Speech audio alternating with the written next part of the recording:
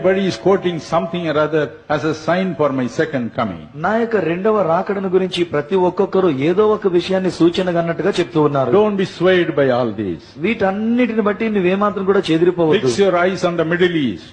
నీ యొక్క కన్ను దృష్టిని ఆ మధ్య తూర్పు ప్రాంతంలో మిడిల్ ఈస్ట్ మీద పెట్టు. These are the countries who hate me. ఈ యొక్క దేశాలు నన్ను అసహించుకునే దేశాలు. Those people hate my very name. నా యొక్క పేరంటేనే వాళ్ళకి అసహ్యం. But pretty soon అయితే బహు త్వరగానే I will pour out my Holy Spirit upon these people. నా యొక్క పరిశుద్ధాత్మను ఆ మిడిల్ ఈస్ట్ లో ఉన్న ఆ ప్రజల మీద And కుమ్మరించబోతున్నాను. these nations will divide. ఆ యొక్క దేశాలు విభజింపబడబోతున్నాయి. One side the people who are filled with the Holy Spirit. ఒకవైపునేమో పరిశుద్ధాత్మ చేత నింపబడినటువంటి The వారు, other side the fanatical people. మరి ఒక వైపుని తీవ్రవాదంగా ఉండేటువంటి They వారు. will oppose them. వాళ్ళు వీరిని వ్యతిరేకిస్తూ ఉంటారు. They will kill them. వాళ్ళని చంపుతారు. They will murder them. వాళ్ళని నరహత్య They చేస్తారు. persecute them. హింసిస్తారు. Make their blood flow like water. వారి యొక్క రక్తం నీళ్ల వల్లే ప్రవహించేటట్టు చేస్తారు. It is then I will come back. అప్పుడు నేను తిరిగి వస్తాను అని It is చెప్పాను. then I will come back. అప్పుడు నేను తిరిగి వస్తాను అని My చెప్పాను. dear brothers and sisters, నా ప్రియమైన సహోదర they సహోదరి, are all looking up. మనమందరం పైకి చూస్తున్నాం. Oh, when he will come back. ఎప్పుడు ఆయన తిరిగి వస్తాడా అని చూస్తున్నాం. And we know when he will come back. ఆయన ఎప్పుడు వస్తాడో మనకు So తెలుస్తున్నది. let our eyes be all the time looking to the Middle East. కాబట్టి మన యొక్క కన్నులు కూడా మిడిల్ ఈస్ట్ వైపు పెడుతూ ఉండండి. Not to the prophecies of somebody or other saying tomorrow he is coming. ఎవరో ఒకరు ప్రవచన మీద చెప్తూ రేపే వచ్చేస్తున్నాడు యేసుప్రభు అన్నట్టుగా అది చూడకండి. My dear brothers and sisters, నా ప్రియ సహోదర సహోదరి, until he comes, ఆయన వచ్చేటంత వరకు he has blessed us. ఆయన మనల్ని ఆశీర్వదిస్తూనే ఉన్నాడు. He has blessed every servant of God with talents. ప్రతి సేవకుని కూడా ఇటువంటి తలాంతులనిచ్చి ఆశీర్వదించి How ఉన్నాడు. we use these talents is pre tribulation rapture theory అనేది శ్రమల కాలానికి ముందు సంగమెత్తబడిందనే థియరీ సిద్ధాంతము అది తప్పుడు సిద్ధాంతమే. It's wrong doctrine. కానీ చాలా ఆశీర్వాదకరమైన ఒక తప్పుడు సిద్ధాంతం అది. సంఘముగా ఆ రోజు పరిపూర్ణంగా చూడగలుగుతాం. సో 5 రిజరక్షన్, రెండోది రిటర్న్, మూడోది resurrection of the dead in Christ, నాలుగోది rapture of the living in Christ, reunion of the saints, విశ్వాసుల యొక్క కలయిక, నిత్యము అక్కడే ఉండిపోతారు. సో ఇది ది ఎస్కటలాజికల్ ఆర్డర్. అంటే అంత్య దినముల్లో దేవుని యొక్క రాకడ కాలములో దేని తర్వాత ఏం జరుగుద్ది అంటాను. ఓకే, ఇది అయిపోయిన తర్వాత ఈ రెండో రాకడ గురించి నేను ఎలాగైతే కొన్ని వాస్తవికమైన విషయాలు ఉన్నాయి, కొన్ని ఊహాగానాలు ఉన్నాయి. వాస్తవికమైనది ఏంటంటే ఖచ్చితంగా వేసే వస్తాడు అన్నట్లు ఉంటాడు. సరే, ఇదేదో నేను జనరల్గా చెప్పాను, కానీ బైబిల్లోంచి కొన్ని రెఫరెన్సులు చూపిస్తాను. యేసయ్య రాకడ గురించి తానే ఏం చెప్పుకున్నాడు. మార్కు సువార్త 13వ అధ్యాయం 32వ వచనం నుంచి, ఆ దినమును గూర్చియు ఆ గడియను గూర్చియు తండ్రి తప్ప ఏ మనుష్యుడైనను పరలోకమందలి దూతలైనను కుమారుడైనను ఎరుగరు. జాగ్రత్త పడుడి, మెలకుగా ఉండి ప్రార్థన చేయడి. ఆ కాలం ఎప్పుడు వచ్చినో మీకు తెలీదు. ఒక మనుష్యుడు తన దాసులకు అధికారం ఇచ్చి ప్రతి వానికి వాని నియమించి మెలకుగా నుండమని ద్వారపాలకునికి ఆజ్ఞాపించి ఇల్లు విడిచి దేశాంతరం పోయినట్లే ఆ కాలం ఉండను. ఇంటి యజమానుడు ప్రొద్దుగురుంకును వచ్చును, అర్ధరాత్రి వచ్చును, కోడి కుయ్యకు మునుపు వచ్చునో, తెల్లవారినప్పుడు వచ్చునో, ఎప్పుడు వచ్చునో మీకు తెలియదు. కాబట్టి ఎప్పుడు కూడా సంసిద్ధంగా ఉండాలి. That is what the Bible says. ఇదే కోణంలో మత్తయి సువార్త 24వ అధ్యాయం 36వ వచనం నుంచి కూడా చెప్తాడు. అయితే ఆ దినము గూర్చియు ఆ గడియను గూర్చియు తండ్రి మాత్రమే ఎరుగును, గాని ఏ మనుష్యుడైనను పరలోకమందలి దూతలైనను కుమారుడైనను ఎరుగరు. నోవహు దినములు ఎలాగుండునో మనుష్య కుమారుని రాకడియును అలాగే ఉండును. జలప్రళయమునకు ముందుట దినములు నోవహు ఓడలోనికి వెళ్లిన దినము వరకు వారు తినుచు త్రాగుచు పెండ్లి చేసుకొనుచు పెండ్లికిచ్చుచు నుండి జలప్రళయం వచ్చి అందరినీ కొట్టుకొని పోవు వరకు ఎరుగకపోయేది. అలాగనే మనిషి కుమారుని రాకడ ఉండును.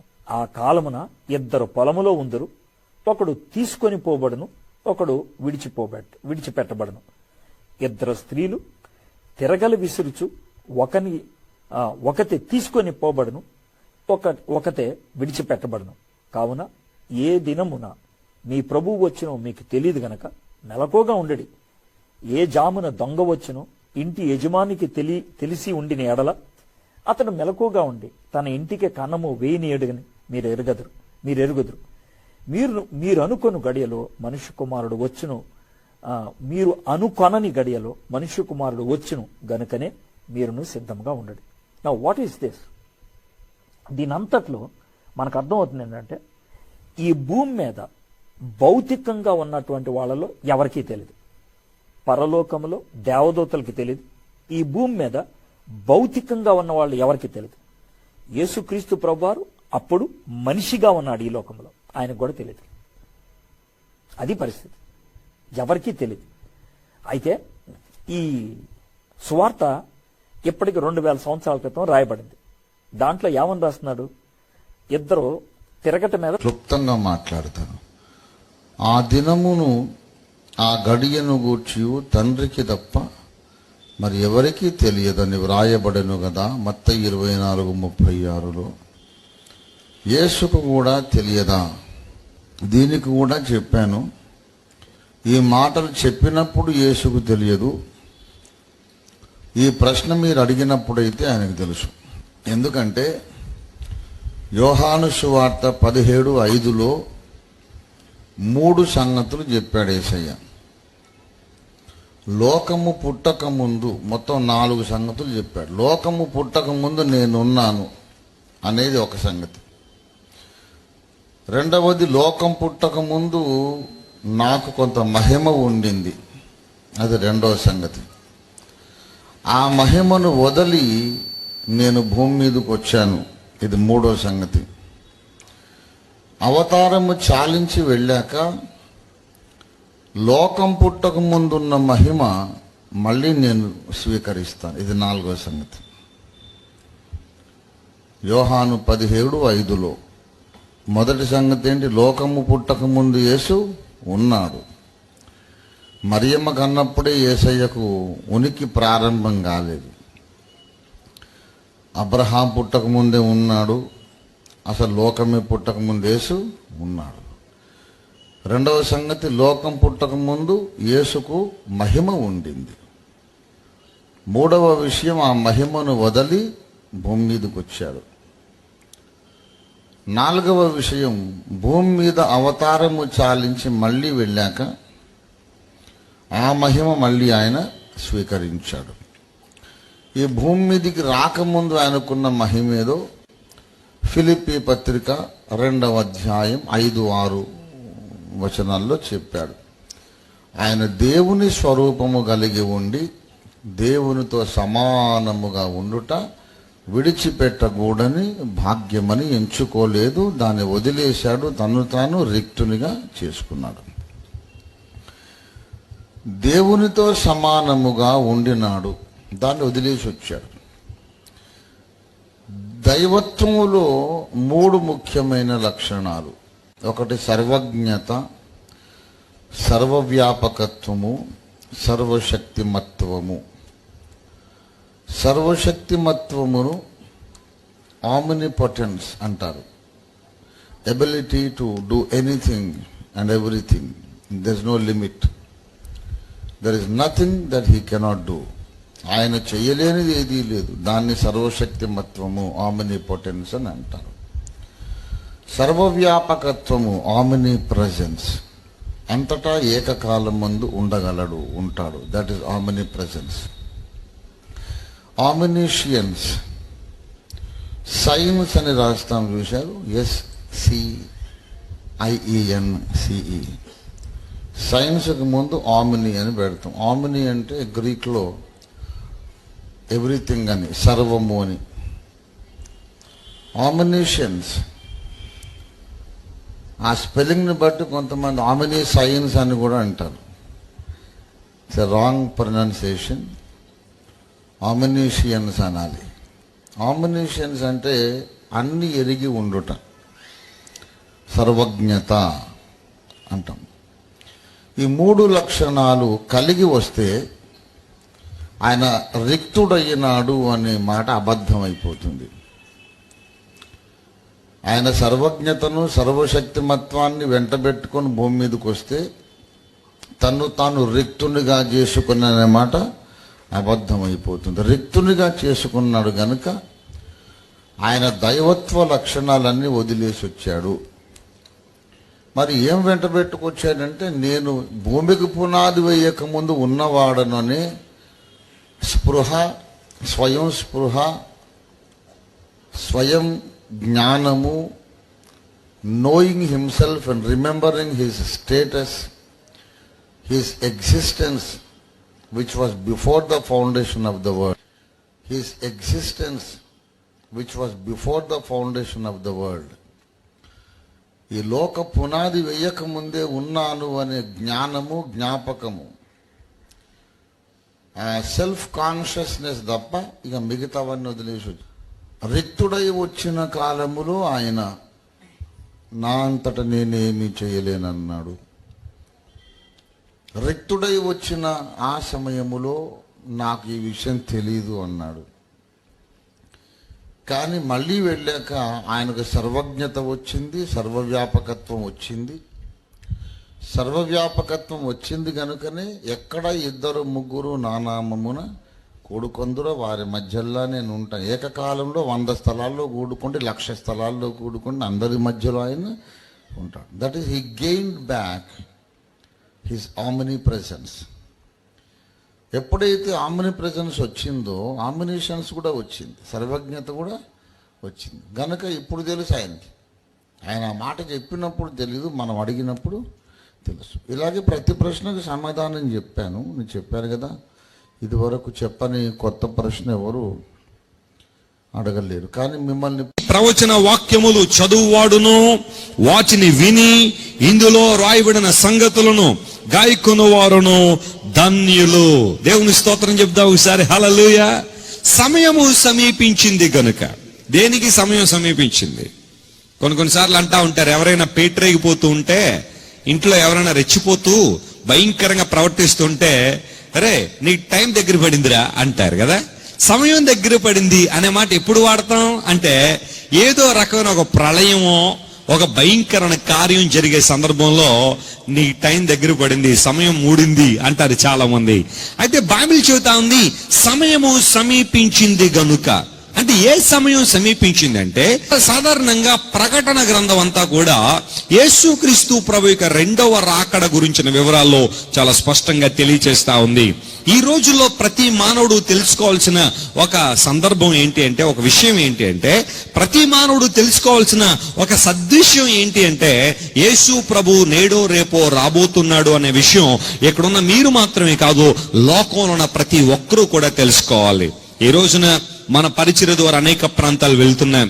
దేవుని సువార్త దానికి ముగింపు రాబోతుంది. ఈ భూమి ప్రారంభమైంది, దానికి ముగింపు రాబోతుంది.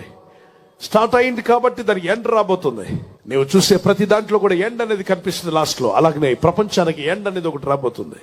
ఆయన అనుకున్న ప్రణాళిక ప్రకారం భూమి లేదు కనుక భూమిని తీసేయాలనుకున్నాడు దేవుడు. 2 పేతురు 3:6 నుండి 13 వరకు మీరు చదివితే మీకు కనిపిస్తుంది, కొత్త ఆకాశం కొత్త భూమి కొరకు మనం కనిపెట్టుకుని ఉన్నాం. యెషయా 65:11 నుండి చదివితే, క్రొత్త ఆకాశం క్రొత్త భూమిని దేవుడు కలుగజేసి అందులో మానవులను దేవుని భక్తులను ఉంచుతాడు. ఎవరు వారు? ఎత్తబడిన వారు. ఎత్తబడిన వారు అంటే ఎవరు? హానోకు ఎలా దేవునితో నడిచి ఎత్తబడ్డాడో అలాగనే ఎత్తబడిన వారందరూ కూడా అక్కడికి వెళ్తారు. అయితే మనం ఆ ముద్ర వేయించుకోవాలా వద్దా? వేయించుకోకూడదు.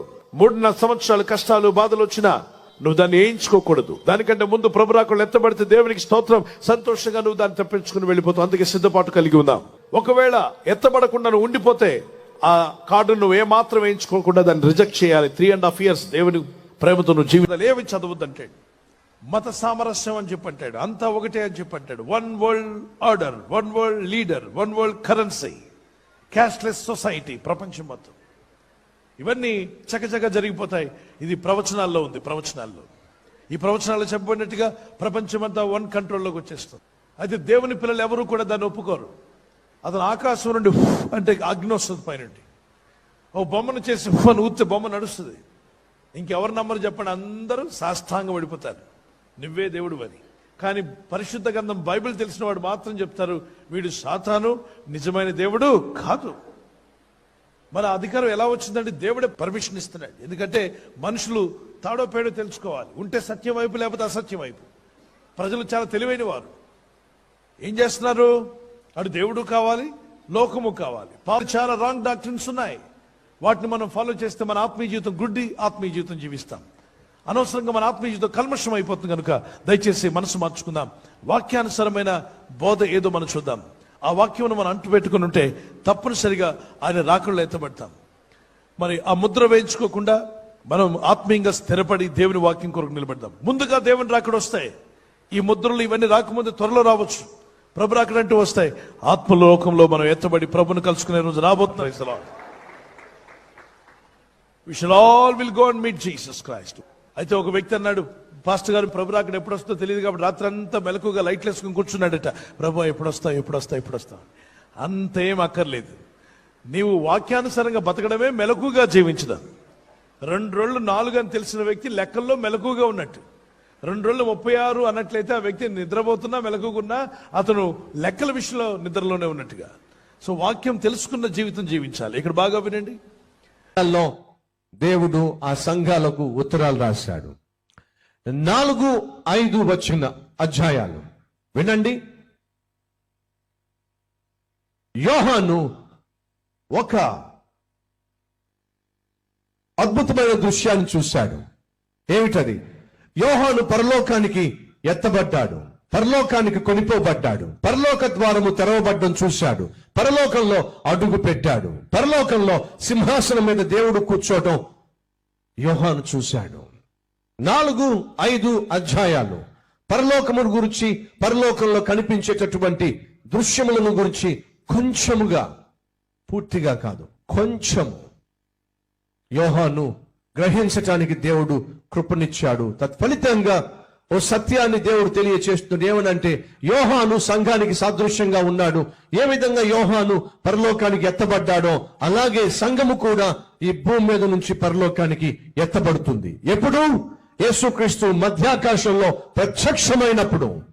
యేసుక్రీస్తు మధ్యాకాశంలో ప్రత్యక్షమైనప్పుడు యేసుక్రీస్తును సొంత రక్షకునిగా అంగీకరించిన వారందరూ కూడా ఈ భూమి మీద నుంచి ఎత్తబడతారు. మధ్యాకాశంలో యేసుక్రీస్తును కలుసుకుంటారు. వినండి సహోదరి సహోదరులు, ఎప్పుడైతే యేసుక్రీస్తు మధ్యాకాశంలో ప్రత్యక్షమవుతాడో, అలా మధ్యాకాశంలో ప్రత్యక్షమైనప్పుడు క్రీస్తును సొంత రక్షకునిగా అంగీకరించిన ప్రతి ఒక్కరూ కూడా ఆ మధ్యాకాశంలో యేసును కలుసుకుంటారు. ఒకవేళ నీ భర్తగా మిగిలిపోతావు, నీ బిడ్డలు వెళ్ళిపోయి ఉంటారు, నీ భార్య వెళ్ళిపోయి ఉంటుంది, నీ భర్త వెళ్ళిపోయి ఉంటాడు, లేక నీ భార్య లేక నీ పిల్లలు వెళ్ళిపోయి ఉంటారు, నువ్వు ఒంటరిగా మిగిలిపోతావు. సడన్ గా ఎప్పుడైతే భూమి మీద అనేక మంది మాయమైపోయారో ప్రపంచం అంతా అల్లకల్లోలంలో చిక్కుకుంటుంది. అలా అల్లకల్లోలంలో చిక్కుకున్నప్పుడు క్రీస్తు విరోధి బయటకు వస్తాడు. క్రీస్తు విరోధి బయటకు వచ్చి ప్రపంచానికి ఒక వార్తను తెలియచేస్తాడు. ధైర్యంగా ఉండండి, మాయమైపోయిన వారందరినీ కూడా ఎందుకు మాయమైపోయారో, ఎక్కడికి వెళ్ళిపోయారో వారిని పట్టి తిరిగి తీసుకొచ్చే ప్రయత్నం నేను చేస్తున్నాను, ధైర్యంగా ఉండండి అని చెప్పి శాంతి దూతగా ప్రపంచం అల్లకల్లోలంలో చిక్కుకున్నప్పుడు శాంతి దూతగా ప్రత్యక్షమవుతాడు. ప్రపంచం అంతటిని కూడా తన వైపుకు త్రిప్పుకునే ప్రయత్నం చేస్తాడు. ఎందుకని?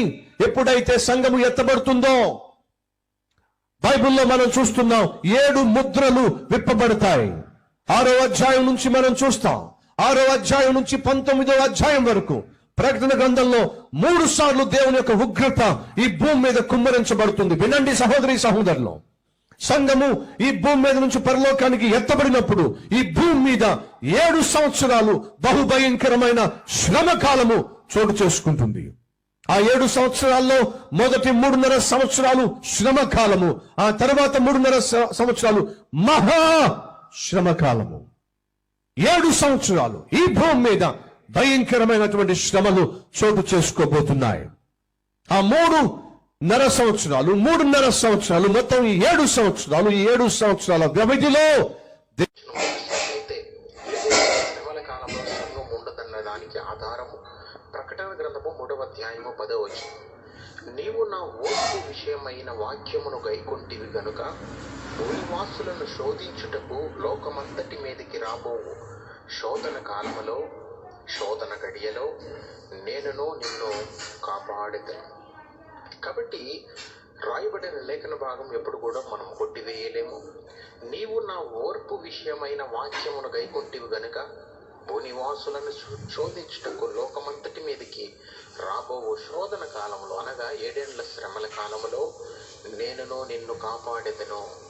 కాబట్టి నమ్మి బాప్తిసం పొంది రక్షించబడిన విశ్వాసులు పరిశుద్ధంగా జీవిస్తూ సార్వత్రిక సంఘములో సభ్యత్వం కలిగిన వారు రెండవ రాకడ మొదటి అంచెలోనే ఎత్తపడతారు. కాబట్టి వారు శోధన కాలంలో శ్రమల కాలంలో భూమి మీద ఉండరు. మరలా 7 ఏళ్ల శ్రమల కాలం కూడా 2గా డివైడ్ చేసినట్లయితే 3.5 సంవత్సరాలు శ్రమల కాలము, 3.5 సంవత్సరాలు మహాశ్రమల కాలము.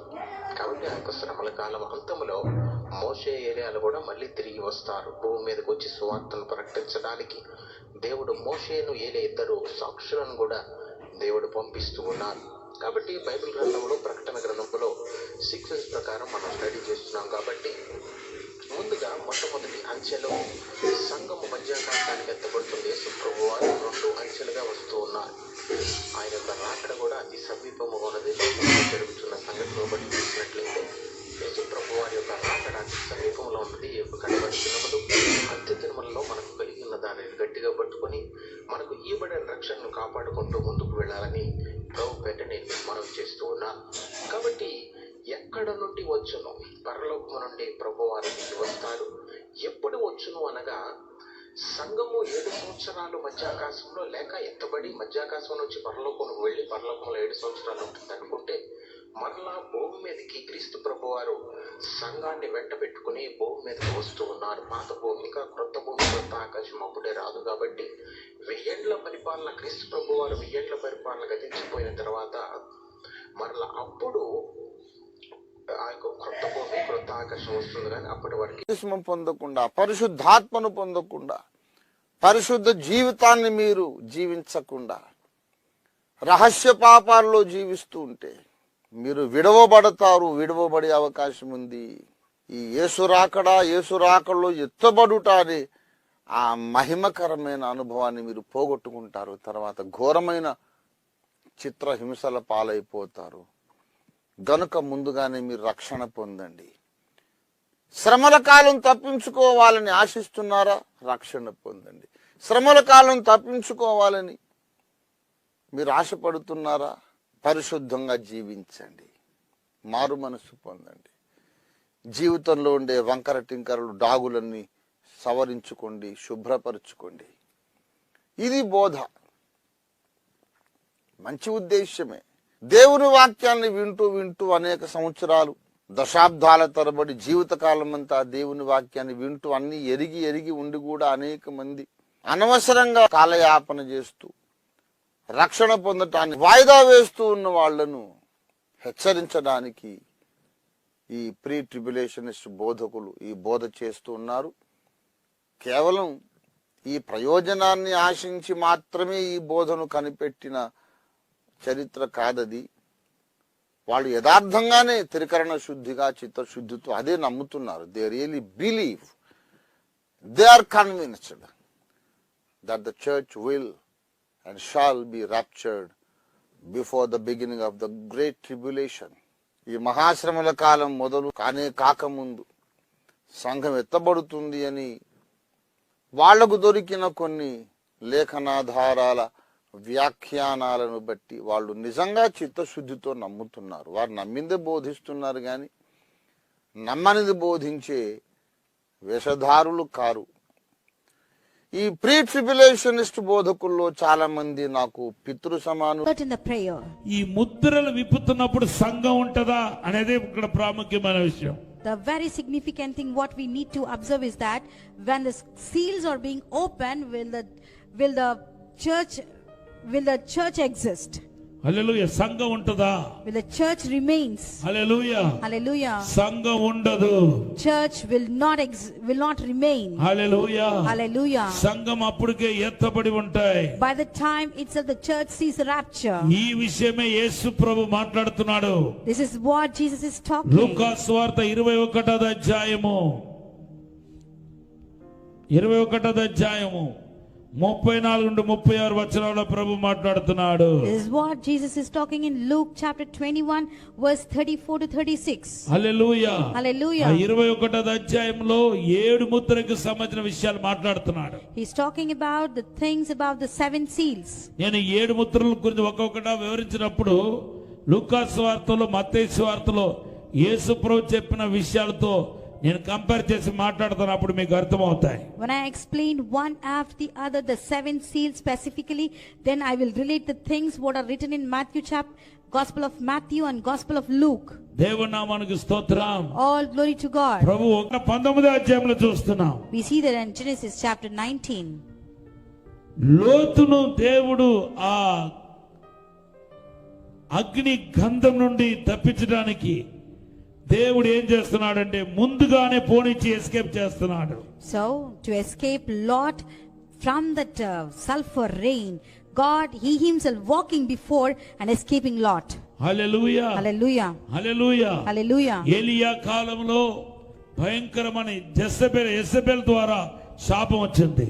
And in the times of Elijah, because of Jezebel, there was a huge curse. Even కుక్కలు కూడా ఆ దినాల్లో బయటికి తిరగవని, టాయిలెట్ వేయడానికి కూడా తిరగవని ప్రవచనం వచ్చింది. And there's a prophecy that even dogs will not come outside and wander even. భయంకరమైన కరువు కాలం రాబోతున్నాయి. And a famine time is going to come. ప్రజలు ఒకరికొకరు కొట్టుకుని చావబోతున్నారు. And people, they are going to quarrel among them and they're going to అయితే die. దీంట్లో తప్పించడానికి ఏలియాను దేవుడు అగ్ని రథాన్ని పంపి దాంట్లో ఎస్కేప్ చేస్తున్నాడు. And to escape all this havoc, God is sending the 5 chariots to escape Elijah. రెండో రాజుల గ్రంథం 2వ అధ్యాయం 12వ వచనంలో చూస్తున్నాం. We see that in 2 Kings chapter 2 and verse 12. Hallelujah. Hallelujah. ఇప్పుడు Now సంఘము ఎలియా స్థానంలో సంఘము, Now in the place of Elijah is the church హానోకు now. స్థానంలో సంఘము, And now in the place of Hanok the church.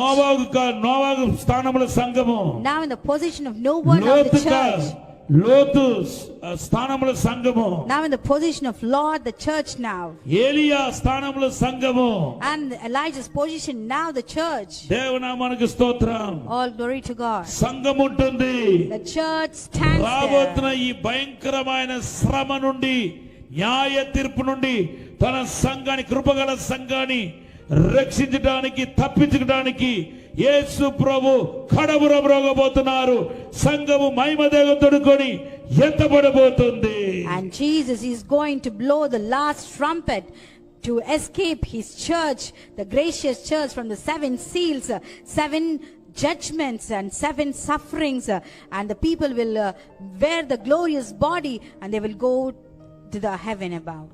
దేవుని నామానికి స్తోత్రం. All glory to God. Hallelujah. Hallelujah. Hallelujah. Hallelujah. రాబోతున్న కాలం భయంకరమైన కాలమై ఉండబోతుంది. The coming days are going to be perilous days. మరొక విషయం కూడా చెప్తున్నాను. One more thing I'm telling you. Philadelphia సంఘాన్ని గురించి మాట్లాడుతూ So when he's talking about the Philadelphia church, ప్రకటన గ్రంథం 3:10లో ప్రభు ఏమన్నాడో చూడండి. let us see what Jesus said in Revelation chapter 3 and verse 10.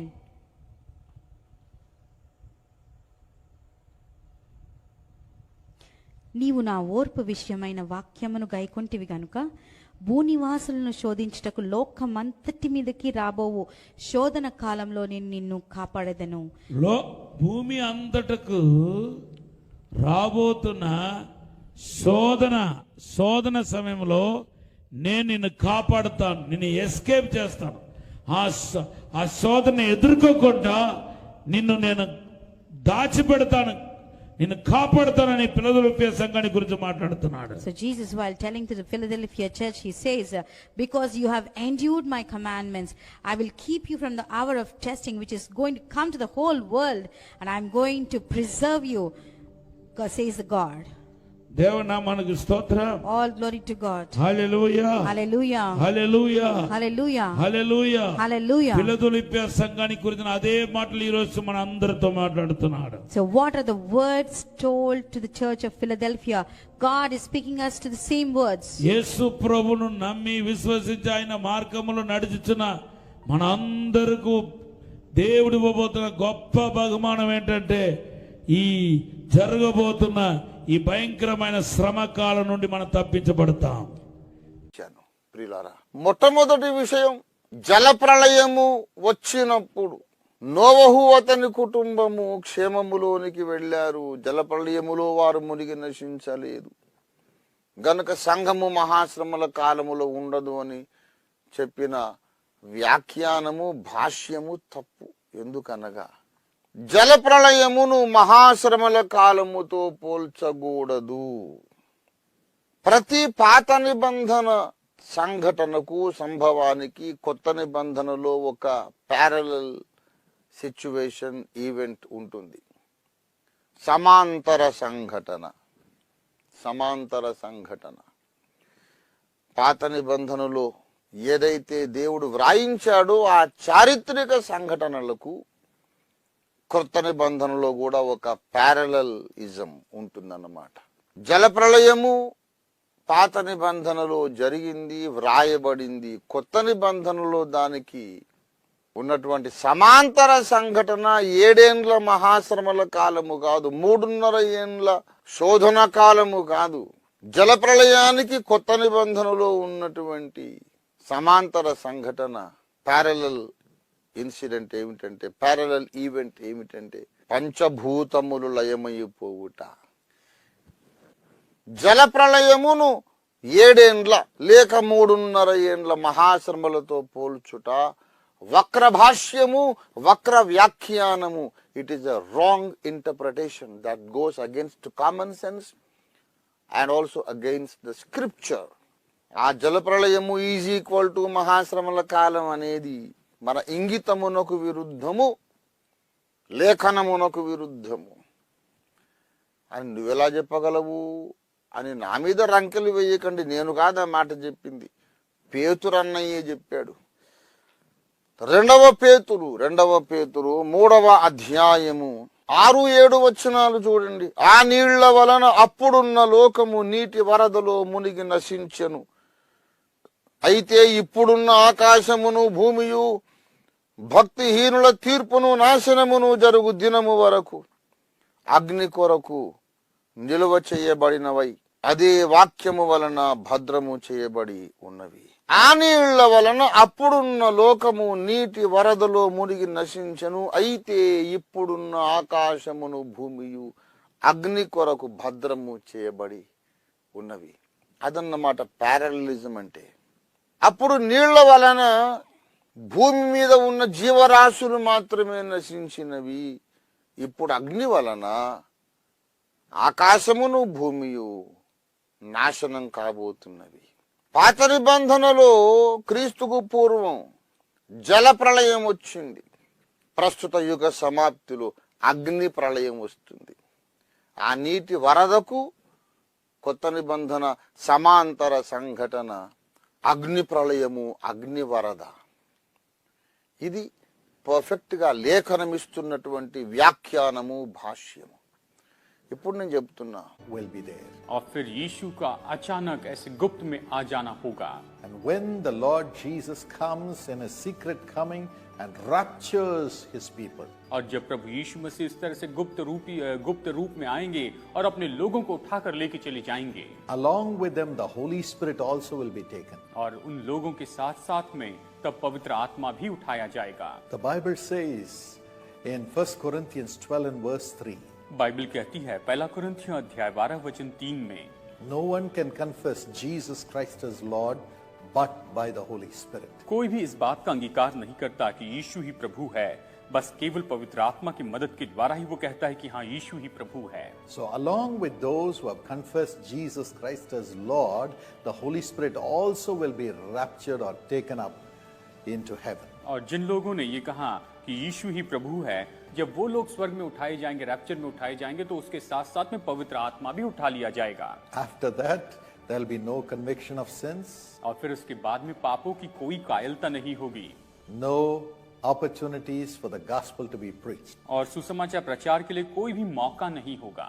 The Holy Spirit will be taken away. पवित्र आत्मा उठा लिया जाएगा. When the Holy Spirit is taken away, जब पवित्र आत्मा उठा लिया जाएगा, then the door opens for the Antichrist to come into the world to reign in the world. और फिर इस समय द्वार खुल जाएगा कि ख्रिस्त विरोधी जो आए वो इस संसार में आ जाए और पूरे संसार पर राज्य करे. The Bible says in 2 Thessalonians 2 and verse 3, और बाइबल दूसरा थिस्सलुनीकी अध्याय 2 वचन 3 में इस तरह से कहती है, then the evil one will come, और तब वो दुष्ट आएगा, the man of sin, जो कि पाप का व्यक्ति है, the son of perdition. जो कि भ्रष्टता का व्यक्ति है, He will take over the rulership of humanity in the world. और वो इस पूरी मनुष्य जाति के ऊपर में अपना अधिकार को ले लेगा। 2 Thessalonians 2:7 says, दूसरा थिस्सलुनीकी 2:7 इस तरह से कहता है, after the Holy Spirit is taken away, और पवित्र आत्मा जब उठा लिया जाएगा, he will have no one to obstruct him. तो उसे रोकने वाला कोई भी नहीं होगा। And so, when the Holy Spirit is taken, he will reign supreme. और जब पवित्र आत्मा उठा लिया जाएगा तो ख्रिस्त विरोधी पूरा राज्य करेगा। In Matthew 24 and verse 22, मत्ती अध्याय 24 वचन 22 में the Bible says, बाइबल इस तरह से कहती है, the days of this Antichrist who will rule the world will be only for some time. और ये जो ख्रिस्त विरोधी जो पूरे संसार पर राज्य करेगा, उसके जो दिन है वो तो केवल कुछ ही समय के लिए है। Because it will be that time when the elect who are chosen to go back with Jesus when he comes the second time are prepared for the second coming of Jesus. और ये तो इसलिए होगा कि जो यीशु के द्वारा चुने गए हैं वो यीशु के पास में जाए और वो तैयार हो जाए यीशु के दूसरे आगमन के लिए। What will happen when the Antichrist comes and takes over the world after the Holy Spirit and people who confess Christ are taken away? जब इस पृथ्वी के ऊपर से पवित्र आत्मा और जिन लोगों ने प्रभु यीशु का अंगीकार किया, जब वो लोग उठाए जाते हैं तो उसके बाद में संसार में क्या होगा? Firstly, 7 అంటే కంప్లీషన్ అని అర్థం. ఆ విధంగా కొన్ని నెంబర్స్ రూపంలోను, సింబల్స్ రూపంలోను, కొన్ని సూచనల విషయంలోనూ దేవుడు తెలియజేశాడు. ఈ ప్రకటన గ్రంథంలో ఉన్నాయి అన్ని కూడా ఒక సీరియల్ గా మనం తీసుకుంటే ఒక వరుసలోనికి వెళ్దాం. వరుస ఏ విధంగా వరుస ఉంటుంది అంటే 7 విషయాలు చెప్తాను. ఈ 7 విషయాలు ఈ ప్రకటన గ్రంథంలో ఒక వరుసలో మనం చూడొచ్చు. నెంబర్ 1 సువార్తీకరణ. మొట్టమొదటి పాయింట్ ఏంటంటే దేవుని యొక్క రక్షణ సువార్త ప్రపంచమంతటా వ్యాపించుట. అది ఆ పనిని భక్తుడైన యోహానికి చెప్తున్నాడు. 7 సంఘాలకి అంటే ప్రపంచ సంఘాలన్నిటికీ కూడా ఈ యొక్క వాక్య సత్యాలను నా దూతలైనటువంటి మీరు తెలియచేయండి. సువార్తీకరణ 1 ఫస్ట్ స్టెప్. సెకండ్ స్టెప్, సువార్తీకరణ అయిన తర్వాత దేవుడి భూమి మీదకి శ్రమలు పంపే ముందు విశ్వాసులైనటువంటి నమ్మకమైన దేవుని బిడ్డలను ఆయన జీవ పునరుద్ధానానికి అనగా ర్యాప్చర్ ద్వారా సంఘాన్ని ఎత్తుట. ఇది సెకండ్ స్టెప్.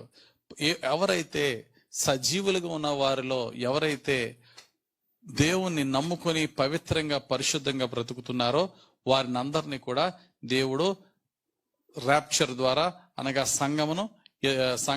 సంఘం అంటే ఏంటి? విశ్వాసుల సహవాసం. అందులో ఎవరైతే క్రీస్తుకి ప్రీతికరంగా ఉన్నారో వారినందరినీ ప్రభువు సజీవులుగానే పైకి తీసుకెళ్తాడు మధ్యాకాశంలో విందుకి. వీరికన్నా ముందు చనిపోయిన వారు, వీరికన్నా కనురెప్పపాటున సమాధులు తెరవబడతాయి, పరిశుద్ధులు లేపబడతారు. అప్పుడు సజీవులమైనటువంటి మనము వారితో పాటు పరిశుద్ధంగా దేవునికి నమ్మకంగా ఉన్న వారందరూ కూడా ఎత్తబడతాం. ఇది సెకండ్ స్టెప్. ఇప్పుడు 2 అయినాయి. మొట్టమొదటిది చెప్పండి, గాస్పల్ మొత్తం అంతా రీచ్ అవుట్, సువార్తీకరణ. రెండవది పరిశుద్ధులందరూ కూడా మధ్యాకాశంలోనికి పరలోకంలో జరిగే విందుకి ఎత్తబడుట. ఎప్పుడైతే పరిశుద్ధులందరూ ఎత్తబడతారో 3వ స్టెప్ ఏంటంటే ట్రిబులేషన్.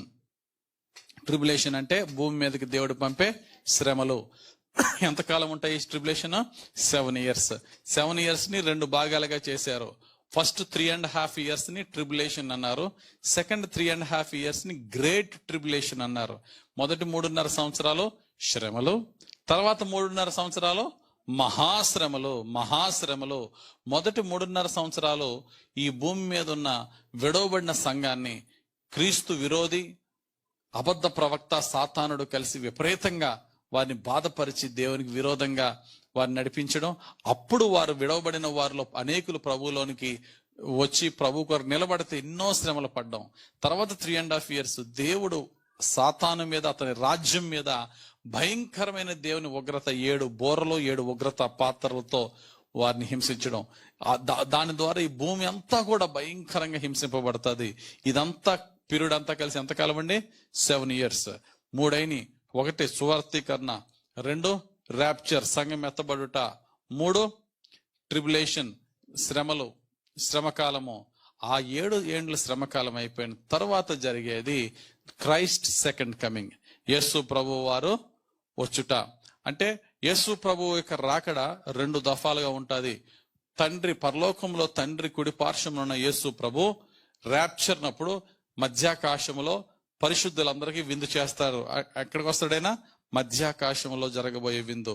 హెవెన్ నుండి మిడిల్ ఆఫ్ ద హెవెన్స్ లో, స్కైస్ లోకి వచ్చి అక్కడ పరదైసులో ఉన్న పరిశుద్ధులందరికీ కూడా చక్కటి విందు జరగబోతుంది. అప్పుడు అక్కడ పైన విందు జరుగుతుంది, క్రింద ఏమవుతుంది? భూమి మీద ఉన్న విడవబడిన వారికి శ్రమలు వస్తాయి.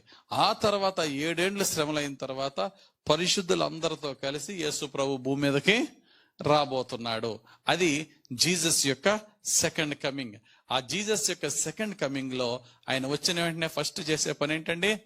సాతాన్ని తీసుకుని భూమి క్రింద పాతాళంలో 1000 సంవత్సరాలు అరెస్ట్ చేస్తాడు. వాడితో పాటు 2 ఉన్నారు, ఇంకా మిగిలింది. అబద్ధ ప్రవక్త, క్రీస్తు విరోధి, అనగా false prophet and antichrist. వీరిద్దరిని కూడా సజీవంగానే పాతాళంలోకి పడేస్తాడు. అప్పుడు ఈ భూమి మీద యేసు ప్రభుతో పాటుగా బ్రతికున్నంత కాలము యేసు ప్రభుని అంగీకరించి మధ్యాకాశం ఇది కొనిపోబడుట అనే మాట మీరు చూస్తారు. అందుకే అక్కడ మన 1వ దశపత్రిక 4వ అధ్యాయంలో ఆ మాట మనం చూస్తాం.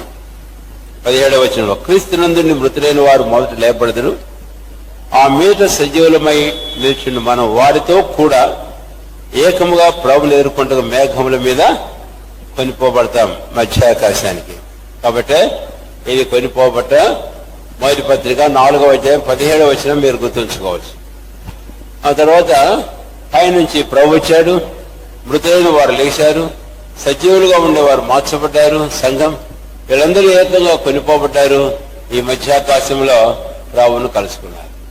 అందుకనే క్రీస్తు తన వధువు ఇద్దరు కలుసుకోవటం. రాసిన మొదటి పత్రిక 4వ అధ్యాయము 17వ వచనంలో ఆ మాటను మనం చూస్తాం. కాబట్టి ఇది అనేది the meeting place of Christ and his braid. క్రీస్తు ఆయన సంఘము కలుసుకోవడం అని. సరే, ఆ టైంలో ఇక్కడ ఒక గ్యాప్ చూస్తాం, కొంతకాలం. ఇక్కడ టీ అనే మాట మీకు రాశాము. ఈ టీ అనేది ఏమిటి అంటే శ్రమ కాలపు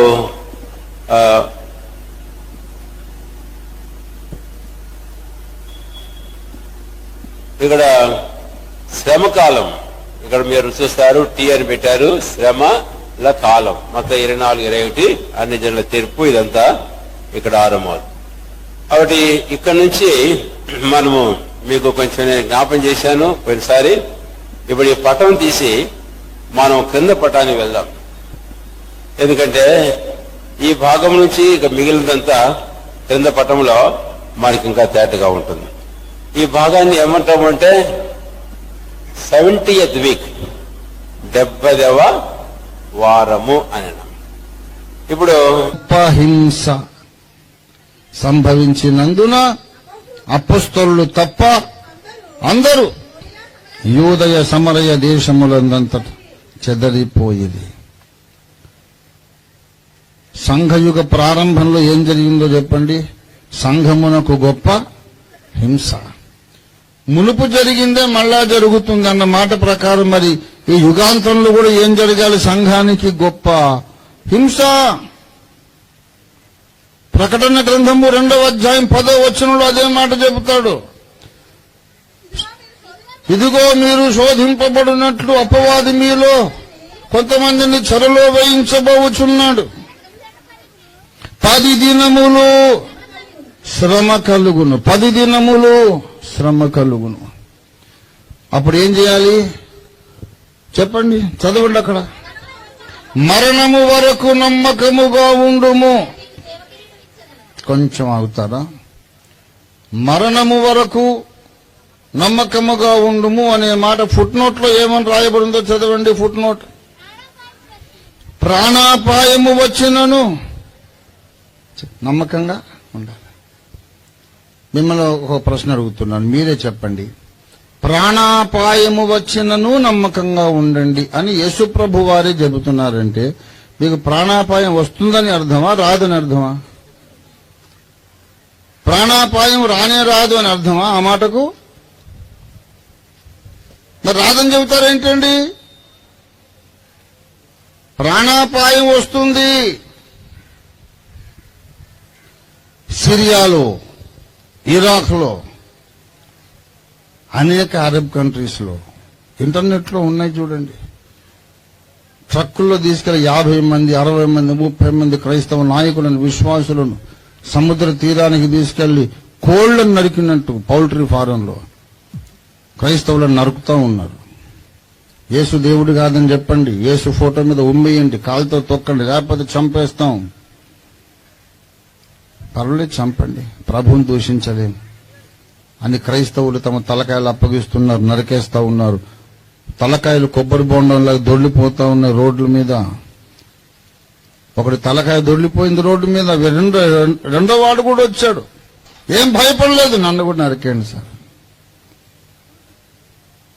ప్రియులారా, ప్రాణాపాయం వచ్చినా నమ్మకంగా ఉండండి అని మన ప్రభువైన యేసు రాకడ సమయము దాదాపుగా ఇంత ఉండొచ్చు అనే క్యాల్కులేషన్ మనము ఉజ్జాయింపుగా చెప్పడానికి ఒకే ఒక్క ఆధారం ఏంటంటే వన్ వరల్డ్ గవర్నమెంట్ ఏర్పడిన తర్వాత చెప్పడానికి అవకాశం ఉంది.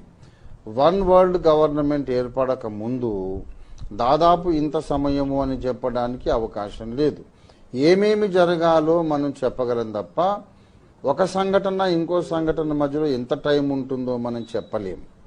ఉజ్జాయింపుగా నేను 20 ఏళ్ళు అనొచ్చు, 25 ఏళ్ళు అనొచ్చు, 30 ఏళ్ళు అనొచ్చు, అదేది ఆథెంటిక్ కాదు.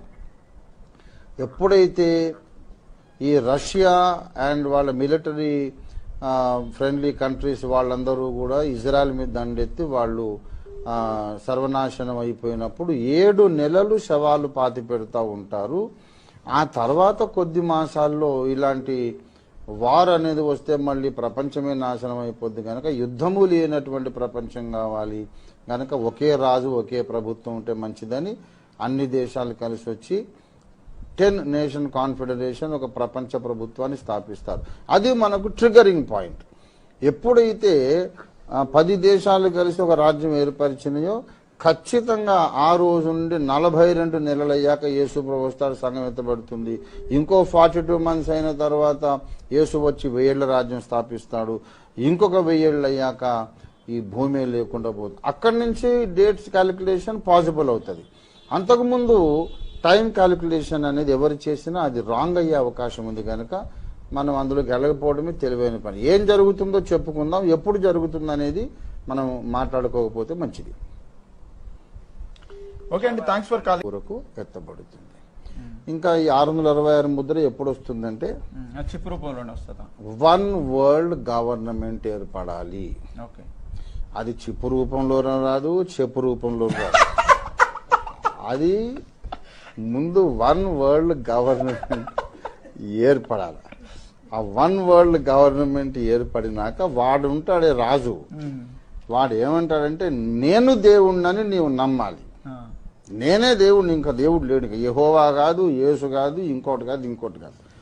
I am the only God there is.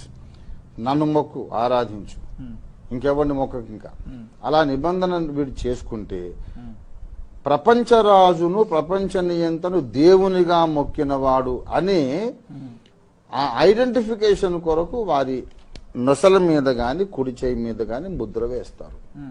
ఇప్పుడు వచ్చే ఏ చిప్పులు కూడా ఫలానా వాడిని మొక్కితే వేస్తారు అని అంటున్నారా? లేదు. కనుక ప్రకటనలోని 666 ఈ చిప్పుకు ఏ సంబంధం లేదు. అనవసరంగా ప్యానిక్ క్రియేట్ చేస్తున్నారు. కానీ ఆ ప్యానిక్ ద్వారా కొంతమంది రక్షణ పొందితే నాకు అంతకంటే కావాల్సిందేమీ లేదు. Born again believers, and perhaps most of you believe that Jesus Christ will come 7 years before, as soon as the tribulation starts, and secretly rapture the church. I believed it too as a young Christian because I was taught that. But as I studied the scriptures carefully, honestly, I discovered it's not true. I searched the scriptures, the New Testament. I could not find one verse. I studied it for 50 years that taught that. And I discovered it was a teaching of man that arose in England about 150 years ago. Nobody believes it in the persecuted countries like China or in the old communist countries. Nobody would believe it. It arose in countries that had never experienced persecution for centuries. And it's a very comfortable doctrine. Many of you have heard of Corrie ten Boom, the Dutch lady who was imprisoned in the Nazi concentration camps and came out of it. She went to China and she met some of the pastors after the communists had taken over. And they told her the reason why many Christians lost their faith and forsook Christ was because the missionaries never told us that we would go through tribulation and persecution.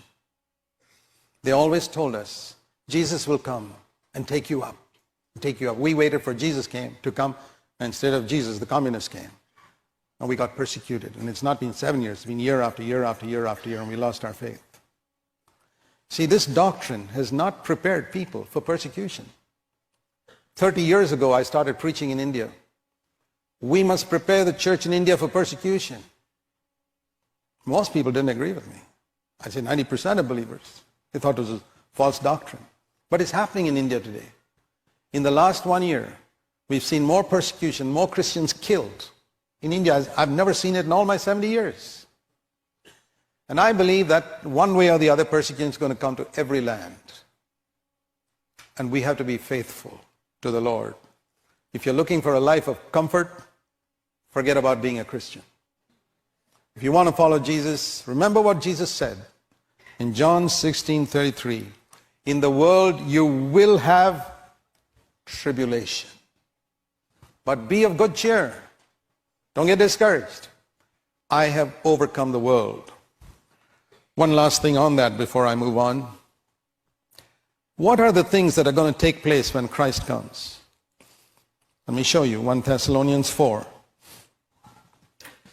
Verse 16, the Lord will descend from heaven with a shout, the voice of the archangel. Listen to all these things. The voice of the archangel, the trumpet of God, and we'll be caught up together to meet the Lord in the clouds. So here it is, the Lord coming in the clouds. Angels are being taken up from all parts of the earth. Trumpets. That is the coming of the Lord, which we know as the rapture, when Christ is going to come to take us. Now, keeping that in mind, when we turn back to Matthew 24, and in 1 Thessalonians 4, it doesn't tell us when it will happen. It tells us what will happen. But when you go to Matthew 24, Jesus tells us when it will happen. Now listen to this. Matthew 24 and verse 29. He's just spoken about the great tribulation in the previous verses. Verse 21, there will be a great tribulation in those days. And then, verse 29, immediately after the tribulation, not before, immediately after the tribulation, the sun will be dark and the moon will not shine. And then, verse 30, the Son of Man will appear in the sky. He'll come in the clouds of the sky. Verse 31, with the angels and a trumpet, and the elect will be gathered together from the four winds. Did Jesus know what he was talking about? As I read these words and I compared scripture with scripture, I said, how in the world did Christendom believe something else? An enemy has done this. 2 Thessalonians chapter 2. I read these verses, verse 1 to 3. Brethren, with regard to the coming of our Lord Jesus Christ and our gathering together to him, our rapture. 2 Thessalonians 2, verse 2. Don't be shaken or composed or disturbed by a message as if it were from us. Verse 3, this is the verse I want you to see. 2 Thessalonians 2, verse 3. Let no one deceive you. I believe we need to hear that word. Let no one deceive you in any way, for that day will not come until there's this falling away, the apostasy, great falling away from the faith, and it's happening all around us today. And the Antichrist, the man of sin, is revealed, the son of perdition, destruction, whom opposes and exalts himself, who sits in the temple and claims to be God, verse 4. It's after he's revealed that the Lord will come. I believe we need to be prepared for the coming of Jesus Christ. But we need to be prepared for this time of persecution and tribulation the church is going to face. Before that, and this, ప్రార్థన చేస్తున్నా, ప్రభువా నీవు రెండవసారి వచ్చి దిద్దుబాటు చేసుకుంటావట. ముందు మేము దిద్దుబాటు చేస్తే నువ్వు రావడం కాదు అని వాళ్ళు అంటున్నారయ్యా. బైబిల్ చూపినా వినడం లేదు. కుదురుబాటు జరిగితేనే యేసు వస్తాడని చెబితే వినడం లేదు తండ్రి. ముందు యేసయ్య రాని ఆయనే చేసుకుంటాడు అంటున్నారు. అంటే యేసయ్య ఏమన్నాడు తెలుసా? గమ్మత్ అని చెప్పే కదా, నవ్వు తెప్పించే జవాబు యేసయ్య ఇచ్చాడు నాకు. ఏమన్నాడంటే మంగళ స్నానాలు ముందు పెళ్లి కుమార్తె చేసి పెళ్లి కుమారుని ఎదుర్కోవాలనా, లేకుంటే పెళ్లి కొడుకు వచ్చి నలుగు పెట్టి స్నానం చేపిస్తాడా? ఏసే వచ్చి సంఘాన్ని దిద్దుబాటు చేసుకుంటాడంటే ఎలా ఉందంటే పెళ్లి కొడుకు వచ్చి నలుగు పెడతాడులే అన్నట్టు. ఎంత తిక్కలోళ్ళు కాదు వీళ్ళు. ఎంతకాలం ఇప్పుడు మర్యాద లేకుండా దిగుతున్నా. ఎవడైనా కానీ, ఎంత పెద్ద సేవకుడు, పేరున్న సేవకుడు కానీ జ్ఞానం లేదు, కళ్ళు పోయినాయి మొత్తమే. కళ్ళ ముందు కనబడుతున్న వచనం చూడలేరు. కుదురుబాటు జరగాలి, అంతవరకు యేసు అక్కడే ఉంటాడంటే ఆయన వస్తే కానీ కుదురుబాటు జరగదంటే మనం చెప్తే ఎవరు వింటారంటే వినాలి.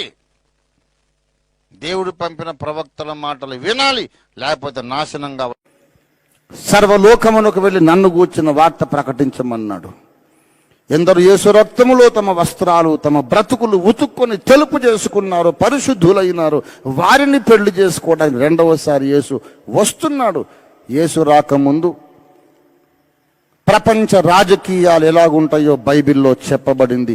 తూ చా తప్పకుండా అలాగే జరుగుతున్నాయి. నా సేవారంభంలో చెప్పాను, రష్యా సోవియట్ యూనియన్ కుప్పకూలిపోతుందని చెప్పాను. ఆనాడు నవ్వారందరూ. ఏమిటి పంతులు గారు, రష్యా కూలిపోతుందా?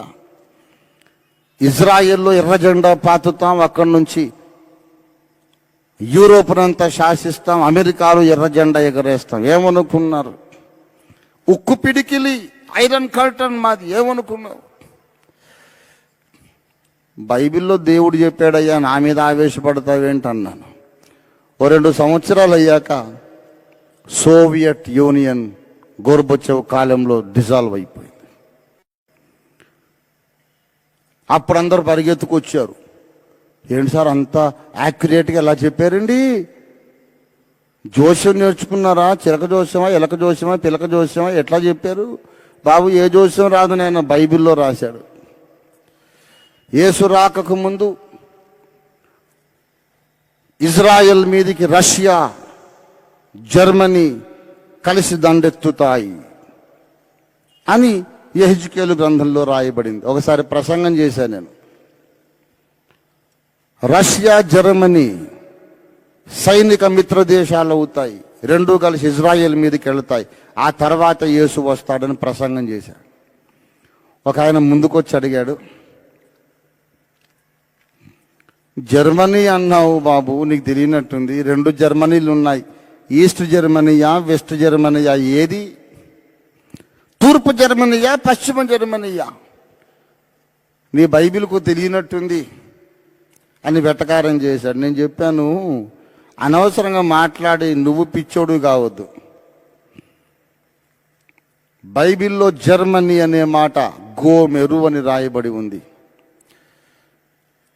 అంత్యకాలములో యేసు రాకక ముందు జర్మనీ, రష్యా ఒకటవుతాయి అని చెప్పాడు. అంటే దానికి అర్థం ఏంటంటే ఈనాడున్న 2 జర్మనీలు ఏకము కాబోతున్నాయి. ఇది బైబిల్ ప్రవచనం అని చెప్పాను. నేను చెప్పిన తర్వాత 3 సంవత్సరాలు అయ్యాక ఈస్ట్ అండ్ వెస్ట్ జర్మనీలకు మధ్య ఉన్న బెర్లిన్ గోడ కూల్చివేశారు. 2 జర్మనీ ఈనాడు ఒక జర్మనీ అయిపోయింది. యేసు వస్తున్నాడు.